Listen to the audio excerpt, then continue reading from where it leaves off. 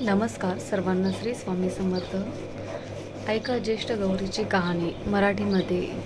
ही कहाणी ऐकल्याने आपले सर्व दुःख संकट नाहीसे होतात।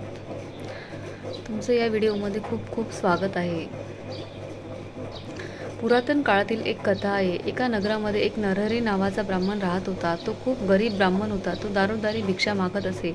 मिळणाऱ्या भिक्षातून त्याचा उदरनिर्वाह चालत असे। तो देवाची मनोभावे पूजा करत असे। कष्ट करायला तर तो कधी मागे पुढे पाहत नसे। कोणत्याही सणासुदीला देखील त्याच्या घरी गोडधोड बनवण्यापुरतं देखील धान्य राहत नसे। त्याच्या घरी 18 दारिद्र्य होतं। सणासुदीला देखील त्याच्या घरी गोडधोड बनवण्यापुरतं देखील धान्य राहत नसे। त्यांच्या घरी 18 दारिद्र्य होतं। त्यामुळे तो खूप दुःखी होता।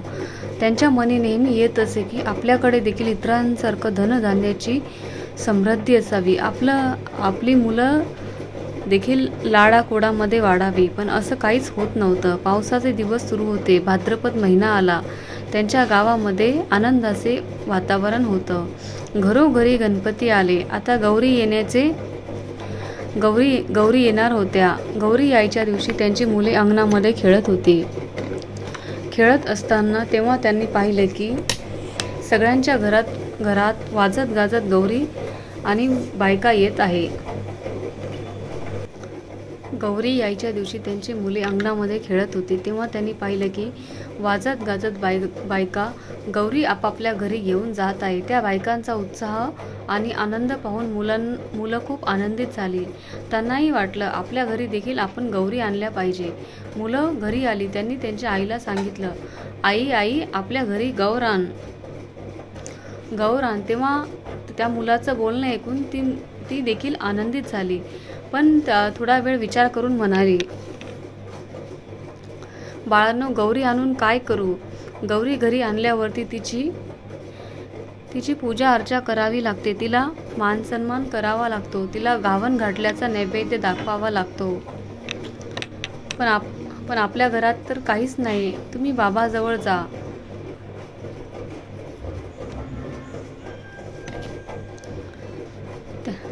त्यांना बाजारातून सामान आणायला सांगा। सामान आणलं म्हणजे आपण गौरी आणू। मुलं लगेच आनंदातून तिथून उठले, बापाकडे गेली आणि त्यांना बोलू लागली, बाबा बाजारातून गौर आण। बाबा बाजारातून गौर आणा आणि घावन घातल्याचं सामान आणा, म्हणजे आई गौरी आणेल। मुलांचा उत्साह बघून बापाने चौकशी केली। तेव्हा त्याच्या बायकोला सांगितलं की मुलं बाहेरील आनंदी वातावरण बघून आपण देखील गौरी आणावी असं म्हणत आहेत, पण घरात काही नसल्यामुळे मी त्यांना स्पष्ट सांगू शकत नाही, म्हणून मी त्यांना तुमच्याकडे पाठवलं।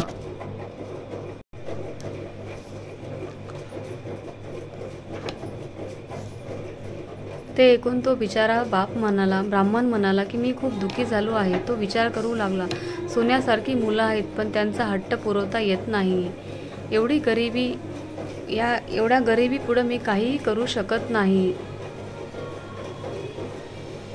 मागायला जावं तर काही मिळत नाही आणि मुलांचे दुःख बघवत नाही। यापेक्षा मरण बरं। गरिबी पुढे काही उपाय नाही। मागायला जावं तर काही मिळत नाही आणि मुलांचे दुःख बघवत नाही। त्यापेक्षा मरण बरं, असा विचार करून तो उठला। देवाची प्रार्थना करू लागला आणि आता जीव द्यावा म्हणून तो निश्चय केला। तळ्याकाठी जायला निघाला। अर्ध्या वाटेवर गेला। आता जीव द्यावा म्हणून निश्चय करून तो तळ्याजवळ जायला निघाला। अर्ध्या वाटेवर गेला। इतक्यात संध्याकाळ झाली। तेव्हा त्याला एक म्हातारी सवाशीण भेटली। तिने त्याला चाहूल दिली। तिने त्याची विचारपूस केली। तेव्हा त्या ब्राह्मणाने सर्व हकीकत सांगली। म्हातारीने त्याचं समाधान केलं। त्याला समजावून सांगितलं। त्याला आता म्हातारीच्या गोष्टी पटल्या। नंतर त्याने तिची चौकशी केली। तेव्हा तिने सांगितलं की ती देखील एकटीच राहते।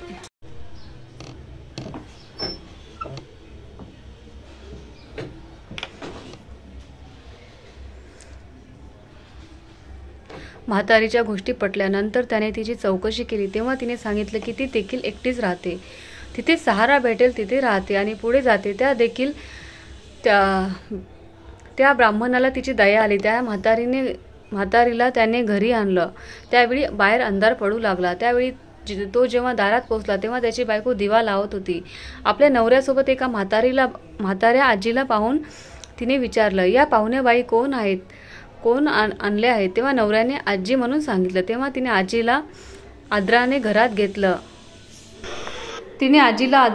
घेतलं आणि पाणी दिलं. त्यानंतर आजीला काहीतरी खायला द्यावं म्हणून ती आत गेली आणि आंबीला कर्ज थोड्याफार कण्या आहेत का ते पाहू लागली. आणि काय आश्चर्य झालं, ज्यात मुठभर कणी मिळणं मुश्किल होतं ते मडकं आता संपूर्ण मडकं कन्याने भरलेलं होतं. ते कन्या तिला खूप नवल वाटली. ही गोष्ट आनंदाने तिने आपल्या नवऱ्याला खूप खुशीने सांगितली. त्याला पण खूप आनंद झाला. तिनं त्याची भरपूर पेच केली. सगळ्यांनी आज पोटभर पेच खाली. त्यानंतर सगळेजण जेवण करून आनंदाने झोपी गेले. सकाळ झाली तेव्हा म्हातारीने ब्राह्मणाला हाक मारली, लेका मला न्हाऊ घालायला सांग, घावन घातलं कर, नाही म्हणू नको. लगेच ब्राह्मण तसाच उठला. तो घरात गेला आणि बायकोला हाक मारली, आजीबाईला न्हाऊ घाल. आपण उठून भिक्षेला गेला. त्या दिवशी त्याला तर भरपूर भिक्षा पुष्कळ मिळाली. खूप सारा गूळ मिळाला. त्याने सगळं सामान आणलं आणि त्याच्या बायकोला देखील खूप आनंद झाला. बायकोने सर्व स्वयंपाक केला. आजीला पोटभर जेवू घातलं.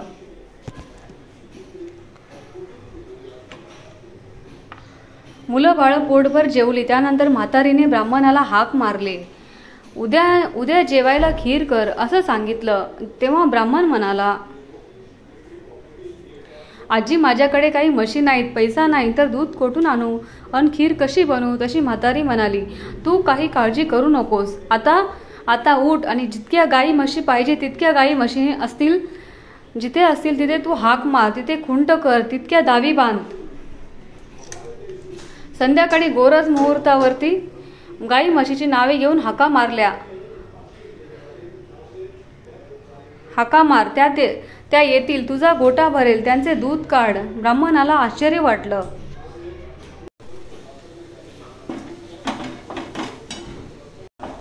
त्यानंतर त्याने तसंच केलं. संध्याकाळी गाई म्हशींना हाका मारल्या. तशा ते जितके खुंट बांधले तितक्या खुंटांना गाई म्हशी धावत आल्या. ब्राह्मणाचा गोटा गाई म्हशींनी भरून गेला.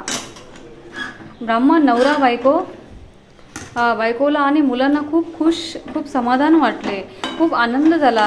ब्राह्मणाने त्यांचं दूध काढलं. दुसऱ्या दिवशी खीर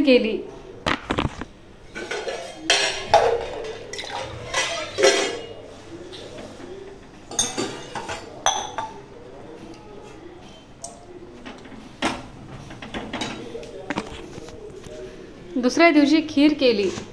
संध्याकाळ झाली तशी म्हातारी म्हणाली, लेका मला आता पोस्ती कर. तेव्हा ब्राह्मण म्हणू लागला, आजी तुमच्या कृपेने मला सगळं प्राप्त झालं. आता मी तुमची पोस्ती कशी करू? तुम्ही माझ्या घरात पाऊल ठेवलं आणि माझं घर समृद्धीने भरून गेलं. तेव्हा म्हातारी म्हणाली, तू घाबरू नकोस. माझ्या आशीर्वादाने तुला काही कमी पडणार नाही. ज्येष्ठ गौरी म्हणतात तर ती मीच. मला आज पोस्ती कर. तेव्हा ब्राह्मण म्हणाला,